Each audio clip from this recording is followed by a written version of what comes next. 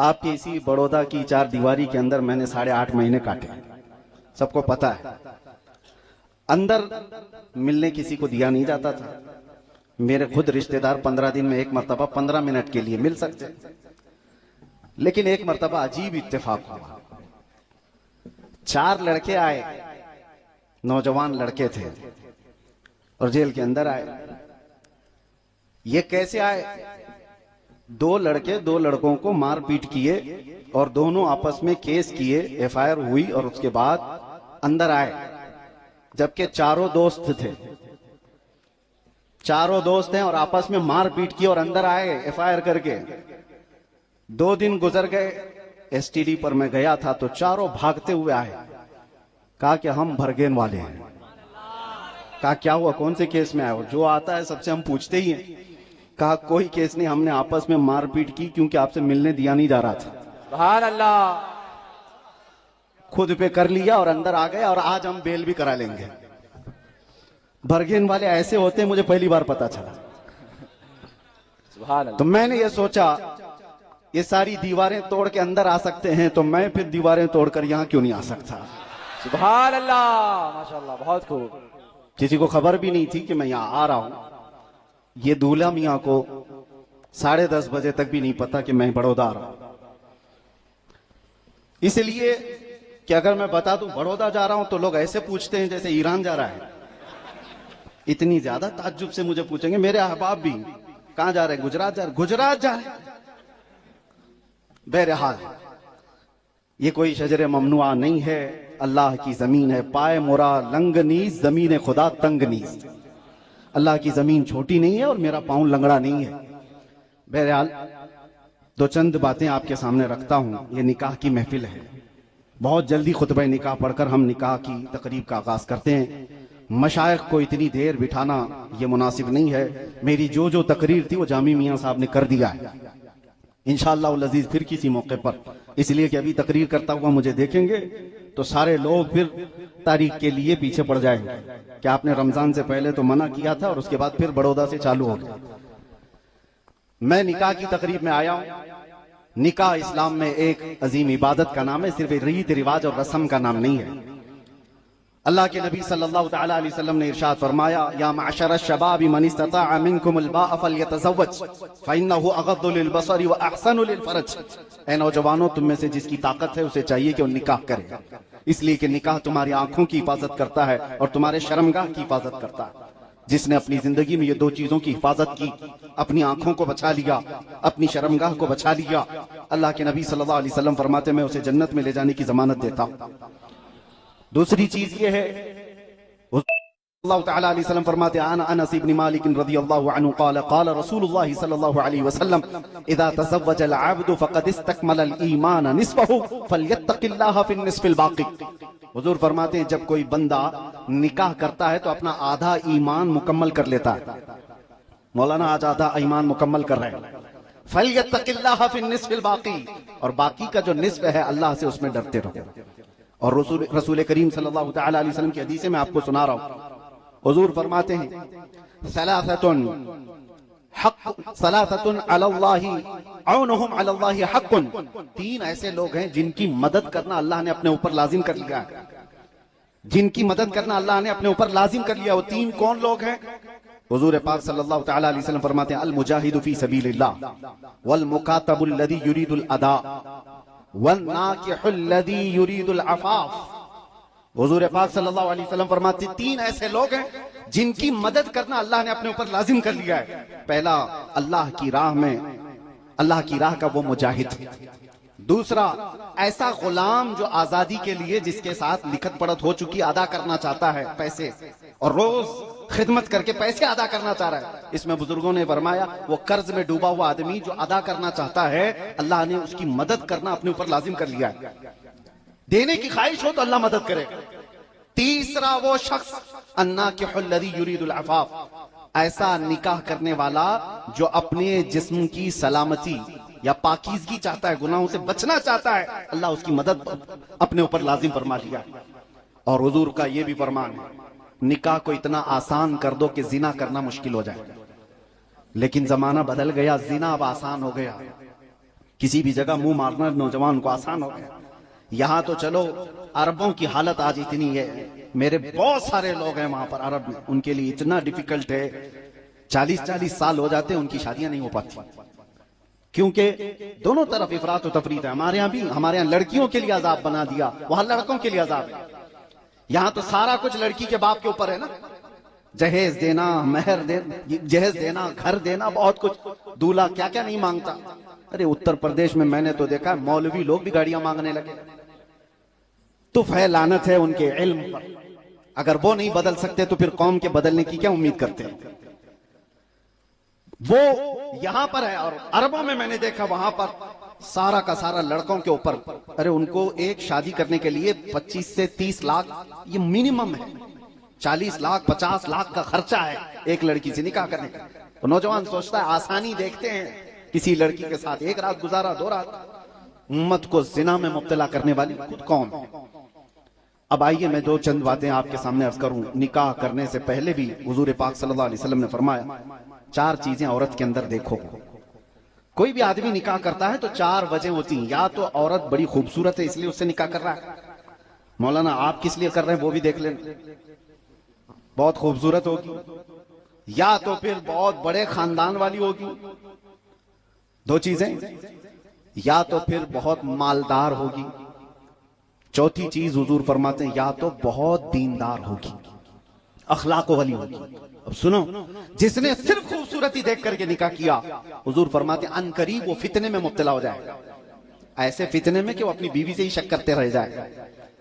दूसरा, वो जो सिर्फ बड़ी मालदार औरत को देख करके निकाह किया है, हुजूर फरमाते हैं अनकरीब वो लोगों में मोहताज बना दिया जाएगा, फकीर बन जाएगा। और जो सिर्फ बड़ा खानदान देख करके निकाह किया है, हुजूर फरमाते हैं वो लोगों में जलील हो जाएगा। और जिसने अखलाक और किरदार देखा, हुजूर फरमाते हैं उसके निकाह में दुनिया में भी अल्लाह बरकत देगा, आखिरत में भी बरकत देगा। लेकिन इसका मतलब यह नहीं है कि खूबसूरती देखना ही नहीं है, इसका मतलब यह नहीं है कि अच्छा खानदान या माल वाली को शादी करना ही नहीं है, बल्कि हदीस का मफहूम यह है पहली नजर वो 3 चीजें ना हो, पहली नजर उसके अखलाक और किरदार। पहले की औरतें जाती थी और लड़की देखने के लिए पहले घर वालों से पूछती थी कुरान कितना पढ़ा है, लेकिन अभी जाकर के पूछती है कढ़ाई आती है, सिलाई आती है, रोटी पका लेती है, बिरयानी पका लेती है, क्या क्या करती है। अरे तुम तो लड़की को मशीन बना करके लाने के लिए सब सवालात कर रहे हो। काश एक चीज आपके सामने रखूं, लड़की को देखने वाले लोग, हाँ जो देखने के लिए जाते हैं और ऐसी खूबसूरत उनको चाहिए, अपना चेहरा कभी आईने में देखा नहीं। और बहू कैसी चाहिए उनको, आसमान से उतरी हुई, बिल्कुल पानी पियो तो गले से नजर आए। और खुद क्या है कभी देखा ही नहीं आईने में। मेरे अजीजों, एक शख्स की तारीफ बताता हूं, नजमुद्दीन अय्यूब, कुर्दिस्तान का रहने वाला एक सिपहसालार, बहुत बेहतरीन जंगजू सिपाही, शादी नहीं करता था, नजमुद्दीन नाम है। तवज्जो चाहता हूं, उसका भाई असदुद्दीन कहता है कि भाई तू शादी क्यों नहीं करता। काम मेरे लायक कोई लड़की ही नहीं दिखती, मेरे लायक ही नहीं है, कोई लड़की दिखती ही नहीं।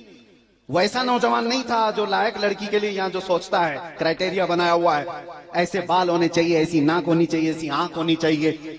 हाँ, हमने नौजवानों को सुना है वो लिस्ट लेकर के घूमते रहते हैं, इतनी पतली होनी चाहिए, इतनी आंखें ऐसी होनी चाहिए, ऐसा रंग होना चाहिए। ढूंढते ढूंढते लास्ट में कुछ नहीं मिलता तो फिर कहता बस औरत होनी चाहिए। हाँ, 30-35 साल का होगा, कुछ नहीं मिल रहा है तो लास्ट में लिस्ट में एक ही चीज बची, बस औरत हो जाए। वो नजमुद्दीन ऐसा नहीं था। वो क्यों कह रहा था कि मुझे कोई लड़की मेरे लायक दिखती नहीं। असदुद्दीन ने पूछा मैं तेरा निकाह का पैगाम भेजूं? काका, कहा शाह सल्जूक बादशाह के बेटी से या वजीरुल मलिक की बेटी से, ये बगदाद के लोगों की बात कर रहा हूं। उसने कहा नहीं, उनकी बेटियां लायक नहीं मेरे। असदुद्दीन घबरा करके निकल गया। भाई उसका कहा कि बादशाह की बेटी, वजीरुल मलिक की बेटी तेरे लायक नहीं है तो फिर कौन है तेरे लायक? सुनो, नौजवान कहता है, उम्र हो रही थी 30 साल की, कहता है मैं चाहता हूं ऐसी लड़की मुझे मिले जो मेरा हाथ पकड़कर मुझे अल्लाह तक पहुंचाए, मुझे अल्लाह तक पहुंचाए। और मैं चाहता हूं मुझे एक ऐसी लड़की मिले जिसकी कोख से ऐसा बच्चा जन्म हो जो बैतुल मुकद्दस को फतह कराए। ये मेरी नीयत है। असदुद्दीन जो सगा भाई था वो उठकर चला गया, पता नहीं कहां मिलेगी। अब ये नजमुद्दीन अय्यूब कुर्दिस्तान का रहने वाला एक सिपाही, मस्जिद में जाया करता था। तकरीर की एक मस्जिद में शेख आजम मुफ्ती आजम जो वहां के थे, रोजाना उनसे मुलाकात होती थी। मगरिब के बाद बैठा हुआ था, चंद दिनों के बाद शेख मुफ्ती ये तकरीर वहां बैठे हुए थे। अचानक खिड़की से एक औरत की आवाज आई। कहा कि हुजूर मुझे पर्दे में कुछ बात करनी है। जो मुफ्ती आजम थे उस इलाके के, उन्होंने नजमुद्दीन से कहा बेटा तुम बैठो, एक औरत आई है मैं बात करता हूँ। कहा हुजूर बात कीजिए। वो लड़की जो औरत जो खिड़की से बात कर रही थी वो कह रही थी आपने जो रिश्ता भेजा था मैंने ठुकरा दिया। कहा क्या हुआ, बहुत अच्छा रिश्ता मैंने तुझे भेजा था, क्यों ठुकराया? कहा नहीं वो सिर्फ जाहिर का दिखता है बाकी कुछ है नहीं। कहा तू क्या चाहती, कितने रिश्ते ठुकरा चुकी है? वो खातून पर्दे के पीछे से कहती है मुझे बस एक ऐसा रिश्ता चाहिए जो मेरा हाथ पकड़कर मुझे अल्लाह तक पहुंचाए। एक ऐसा रिश्ता चाहिए जिसके साथ गुजरने के बाद मुझे एक बेटा अल्लाह दे जो बैतुल मुकद्दस आजाद कराए।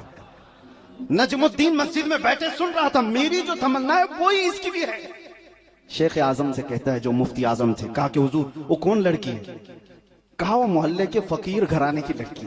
कहा मैं उससे निकाह करना चाहता हूं। कहा तू गवर्नर है, तू सिपह सालार है, वो फकीर घर की है। कहा मुझे उससे कोई मतलब नहीं, मेरी फिक्र और उसकी फिक्र मिलती है, मैं चाहता हूं आप निकाह करा दे। देर नहीं हुई, मगरिब से ईशा के बीच में बातचीत हुई और ईशा के बाद निकाह। नजमुद्दीन अय्यूब उस खातून को लेकर घर निकला। तारीख की औराक को खोल कर देखो, नीयत नौजवान की थी, नीयत उस खातून की थी। अल्लाह ने बरकत ऐसी दी, इस जोड़े से दुनिया का सलाहुद्दीन अय्यूबी पैदा हुआ था। सुभान अल्लाह, सुभान अल्लाह। सलाहुद्दीन कहीं और से नहीं आया।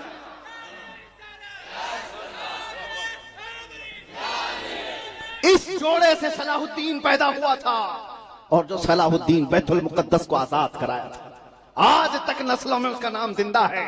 इसलिए हम कहते हैं शादी से पहले नीयत अच्छी रखो तो फल भी अच्छे आए। हाँ, मशीन बना करके ला रहे हैं औरत को तो क्या निकलेगा वहां से? मशीन से मशीन ही निकले। तुम सोचते हो हमेशा, लोगों को अक्सर यह सुना गया है कि मेरे घर में इमाम हसन इमाम हुसैन के खादिम पैदा हो। अरे हसन और हुसैन जहां पैदा होंगे घर में फातिमा भी होना चाहिए। फातिमा की कोख से ये जन्म लेते हैं तो अपनी नीयतें सही रखो। जिनके निकाह नहीं हुए उनके लिए तो ये नसीहत है, जिनके हो चुके, खैर मैं तो देख रहा हूं स्टेज पर ये जो नूरानी मंजर है निकाह का है, निकाह का इन पर इतना रश्क हो रहा है, हमें दूसरा निकाह करने की ख्वाहिश हो रही है। भाई ये कट कर देना वीडियो में से, मेरे घर पर ना जाए। मैं इन पर रश्क कर रहा हूं कि निकाह की ऐसी महफिल हो। और अल्लाह के नबी सल्लल्लाहु अलैहि वसल्लम की एक हदीस सुनाकर खुतबा पढ़ता हूं, सुनिए। अल्लाह के नबी सल्लल्लाहु अलैहि वसल्लम से पूछा गया कि कौन से निकाह में सबसे ज्यादा बरकत होगी? हुजूर फरमाते इन्ना अअज़मन निकाहि बरकतन ऐसरुहु मऊनतन। सबसे ज्यादा बरकत वाला निकाह वो होगा जिसमें खर्चा कम किया गया, जिसमें खर्चा कम किया गया होगा। हाँ, सारे लोग ये सुन ले, बड़े बड़े पैसे वाले लोग, तुम्हारे चोंचलों की वजह से गरीबों की शादियां मुश्किल हो गई। तुमने जो लुटा लुटा करके बड़े बड़े महल्लात और जितने भी पैसे लुटा लुटा करके शादियों का रिवाज किया, गरीबों की शादियां मुश्किल हो गई। ये कर्जे ले ले करके अपनी बेटियों का शादी करने पर मजबूर हो गए, इसलिए कि ये सारा बुरा रिवाज आया है मालदारों से, ये सारा रिवाज आया है पैसे वालों से, और गरीब उसकी बराबरी करने की कोशिश करता है। वरना क्या है, उसके दिल में भी तो ये तमन्ना है मेरी बेटी क्या सोचेगी कि मेरा बाप मुझे सही से शादी भी नहीं करके दे सका। निकाह करने का ये तरीका हो कि बुजुर्गों के सामने बिठाओ कदमों पर, ये देखो दूल्हा अमामा पहना है, कपड़े पहना है, ऐसी ही है जो पूरे जिंदगी में जो कपड़े पहन रहा हो। एक निकाह को इतना आसान कर दो। और एक बात, हुजूर पाक सल्लल्लाहु अलैहि वसल्लम के पास एक सहाबी आए, काले रंग के थे, बहुत काले रंग के थे, अब्दुल्ला अस्वद उनको कहा गया है, साद भी नाम है। कहा हुजूर मदीने में कोई मुझे बेटी नहीं देता। हुजूर ने फरमाया तू ईमान वाला है, मैं तेरा निकाह करता हूं, एक जगह जा, उमैर वहब सख्फी के घर, उसकी बेटी मदीने की सबसे खूबसूरत लड़की, मैं तेरा निकाह उससे करता हूं। एक जवान साहबी आए हुजूर की बारगाह में काले रंग के, और हुजूर ने कहा उनके घर जाओ, उनकी एक ही बेटी है मदीने की खूबसूरत, अंसारी साहबी। वो गए, कहा कि मैं तो हर जगह मुझे रिजेक्ट किया जाता है, और हुजूर ने कर दिया तो कर दिया, गरीब भी है। वो गए हजरत उमैर के घर, कहा कि हुजूर पाक सल्लल्लाहु अलैहि वसल्लम ने भेजा है। उन्होंने देखा ऊपर से नीचे, क्यों भेजा है? कहा आपकी बेटी का निकाह का पैगाम लेकर आया। कहा मेरी बेटी? एक तरफ तो वो काले रंग के, सिया रंग के थे। कहा कि आप जाओ वापस, मैं रसूलुल्लाह से बात कर लूंगा। तो उनको तो कुछ बुरा नहीं लगा। अब्दुल्ला अस्वद को, क्योंकि हर जगह घर दूसरे जिस जगह भी जाते थे रिजेक्ट कर देते थे, तो वो तो वापस आए हुजूर की बारगाह में। लेकिन सुनो वो कैसी सहाबिया थी। माँ बाप बात कर रहे थे, बेटी अंदर थी, बेटी अंदर से आई, बाहर पूछा अब्बा कौन आया था? कहा एक काला रंग का लड़का आया था। और पूछा बेटी ने क्या करने के लिए आया? कहा तेरे निकाह का पैगाम लेकर आया। कहा किसने भेजा? कहा रसूलुल्लाह ने। कहा आपने क्या कहा? कहा हमने तो वापस भेज दिया, बाद में बात कर लेंगे। बेटी कहती अब्बा जान आपने कौन सी खता की? आपने आने वाले को देखा, भेजने वाले का रंग नहीं देखा। हम तो उसके गुलाम हैं जिसने भेजा है। आपने खता की है, फौरन जाइए हुजूर की बारगाह में माफी मांगे। माँ बाप दौड़ते हुए आए रसूलुल्लाह की बारगाह में। अभी वो नौजवान पहुंचे ही थे, उसके थोड़ी देर में माँ बाप आए, कहा या रसूलुल्लाह हमसे खता हुई, कबूल करने में ताखीर हुई, हम अपनी बेटी का निकाह इनके साथ करने को तैयार। नबी पाक सल्लल्लाहु अलैहि वसल्लम ने उसी जगह निकाह कर दिया। तवज्जो। और अब्दुल्ला अस्वद से कहा जा शादी की तैयारी कर ले। कुछ सहाबा ने माल दिया, पैसे दिया, शादी की तैयारियां कर लो, जहेज जो भी हो। घर सजाने के लिए गए, मार्केट में सामान खरीद रहे थे। ये वो वक्त था जब जंगे ओहद का तबल बज चुका था। अचानक मदीने की गलियों में सहाबा तैयारी कर रहे थे। कहा कि मुशरिकीन मक्का मदीने पर हमला आवर हुए हैं, रसूलुल्लाह जा रहे हैं मैदान ओहद की तरफ। अब्दुल्ला अस्वद जो शादी का सामान खरीदने के लिए गए थे, अब वो नेजा, भाला, घोड़ा, खूद, सब कुछ जंग के सामान खरीद लिए। जितने पैसे थे सब खरीद लिए, कुछ भी नहीं बचाया कि जंग से वापस आने के बाद शादी करूंगा। पूरे पैसे लुटा दिए। और जंग में ऐसे आए हैं, लोहे की जीरा पहनकर, लोहे की टोपी पहनकर, घोड़े पे कभी बैठे नहीं थे, वो घोड़ा लेकर के आए। और मैदान में आए, जब लड़ने लगे, मेरे आका सल्लल्लाहु अलैहि वसल्लम दूर से देखकर सहाबा से कहते जानते हो ये मुजाहिद कौन है? साहबा कहते या रसूल अल्लाह हम तो नहीं जानते, ये नया आदमी दिख रहा है, मदीने का तो नहीं दिख रहा, इतनी बहादुरी से लड़ रहा है। हुजूर फरमाते उसकी कहनियों को देखकर मैं पहचान रहा हूं, वो मेरा अब्दुल्ला अस्वद। आज उसको शादी का सामान खरीदने के लिए भेजा गया था, उसने सामान जंग खरीद लिया और अल्लाह की राह में आ गया। शाम होने से पहले खबर आई कि अब्दुल्ला अस्वद की शहादत हो गई, वो मैदान में शहीद हो गए। ये वो लोग हैं कि मेरे अजीजों, जिन्होंने हकीकत में कहा था उन्हें जाना उन्हें माना, न रखा गैर से काम, लिल्लाहिल हम्द मैं दुनिया से मुसलमान गया। अजीज़ान गिरामी, हुजूर सल्लल्लाहु अलैहि वसल्लम के पास एक सहाबी आया, उन्होंने कहा हुजूर शादी की ख्वाहिश तो है लेकिन होती नहीं है, मेरे पास कुछ है नहीं। हुजूर ने फरमाया जा मैं तेरा निकाह करूंगा, मेहर में देने के लिए कोई अंगूठी है तेरे पास? चांदी की अंगूठी एक मेहर में लेके आ, मेहर देना वाजिब है। उन्होंने कहा या रसूलल्लाह चांदी की अंगूठी दूर की बात, मेरे पास लोहे की अंगूठी भी नहीं, इतनी भी हैसियत नहीं है। तो क्या हुजूर ने मना कर दिया कि अब शादी होगी ही नहीं तेरी? जैसे हम लोग करते हैं आज, क्या कमाएगा क्या खाएगा। हाँ, सब नौजवान बेचारा 15,000 कमा रहा है, माँ बाप कहते हैं 15,000 में बेटी को क्या खिलाएगा? अरे इसके पिज्जे बर्गर नहीं आते महीने में, हाँ उसको इनकार कर दो। मैं आपसे एक सवाल करता हूं, चलो 50,000 कमाने वाला जवान तुमको मिल गया और शादी के अगले ही महीने पूरा निठल्ला हो गया, क्या करोगे? नौकरी भी छूट गई, सब खत्म हो गया, अरे लंगड़ा लूला हो गया, क्या करोगे? तुम अल्लाह रज़्ज़ाक़ के हकीकी पर अगर यकीन रखते हो तो अल्लाह की बारगाह में ये दुआ करके अपनी बेटियों को दो। हाँ, घर अच्छा देखना, उसके चाल चलन, ये सारी चीजें देखना है, लेकिन बहुत मालदार की तमन्ना लेकर के बैठे रहना ये शरीयत का हुक्म नहीं है। हुजूर पाक ने उस सहाबी से कहा ठीक है आजा, अंगूठी देने की भी काबिल तेरे अंदर ताकत नहीं है, एक काम कर, कुरान की कोई सूरह तुझे याद है? उन्होंने कहा या रसूल अल्लाह फलां फलां सूरह मुझे याद है। हुजूर ने फरमाया तेरा निकाह मैं एक अंसार सहाबी की बेटी से करता हूं और महर में कुरान की वो सूरतें उसे याद करा जा। निकाह को ऐसा आसान किया है, निकाह को ऐसा आसान किया है। बहरहाल अजीजा ने गिरामे वकार, मैं ये चाहता हूं कि आज नौजवान ऐसे उठें जो ये कहें कि हम बगैर जहेज के निकाह करने को तैयार हैं। मैं समझता हूं वो सबसे अजीम नौजवान होंगे, खुराफात को खत्म करने वाले वो मुजाहिदीन होंगे। लोग ये सोचते हैं, अब कुछ, मैं जबलपुर गया था मीलाद शरीफ में, मैंने कुछ नहीं कहा कि मेरे इस्तिकबाल में वो करो ये करो, कहा 12वीं शरीफ है, हुजूर की बारगाह में क्या तोहफा पेश करो। 12 नौजवान खड़े हुए और उन्होंने कहा बगैर किसी जहेज के हम निकाह सुन्नत तरीके से करेंगे और ये हुजूर की बारगाह में हमारा हदिया है। मेरे अजीजों, हदिया क्या है? ये तो अमल है शरीयत पर। लेकिन आज से भी मैं कहता हूं, लोग ये सोच के बैठे नौजवान लोग कि मौलाना की बात पर अगर मैं कह दिया तो कल को मेरी बाइक चली जाएगी, कार देने वाले कार नहीं दे पाएंगे, वॉशिंग मशीन नहीं आएगी, तिजोरी नहीं आएगी, पलंग नहीं आएगी। मैं उन नौजवानों को कहता हूं जो अपनी बीवी के घर से मांगते हो, इससे बेहतर है खटोरी लो, मस्जिद के बाहर बैठो, उससे ज्यादा मिल जाएगा। अल्लाह ने तुम्हें मर्द बनाया है, हाथ दिया है, कमाओ। और मेरे आका फरमाते हैं सबसे बेहतरीन सदका एक लुकमा कमा कर अपनी बीवी को खिलाना। तुमको अल्लाह ने मर्द बनाया है, ससुराल से क्यों चक्कर लगाए बैठे हो, इंतजार में बैठे। बीवी थोड़ा सा कुछ हुआ, जा ससुरे अपने बाप से मांग के ले आ, अपने भाई से मांग के ले आ। उसको दबाव में डाल करके औरतों को जिस तरह से यहाँ जिंदगी गुजारने पर मजबूर किया जाता है, मेरे अजीजों ये रिवाज खत्म करें। आखिर में औरतों से भी मैं ये गुजारिश करता हूँ कि औरतों के लिए हुजूर पाक से पूछा गया, या रसूल अल्लाह सल्लल्लाहु अलैहि वसल्लम, औरत कैसे पता चले कि हमको अच्छी मिली कि बुरी मिली, सबसे अच्छी औरत कौन सी है? हुजूर फरमाते 3 चीजें उसके अंदर देख ले। 3 चीजें। पहली चीज हुजूर ने फरमाया तेरी औलाद से सबसे ज्यादा मोहब्बत करने वाली। दूसरी चीज तुम्हारी गैर मौजूदगी में तुम्हारे माल और तुम्हारी इज्जत की हिफाजत करने वाली। और तीसरी चीज मेरे आका सल्लल्लाहु तआला अलैहि वसल्लम फरमाते हैं तुम्हारी किसी भी बात को ना कहने वाली।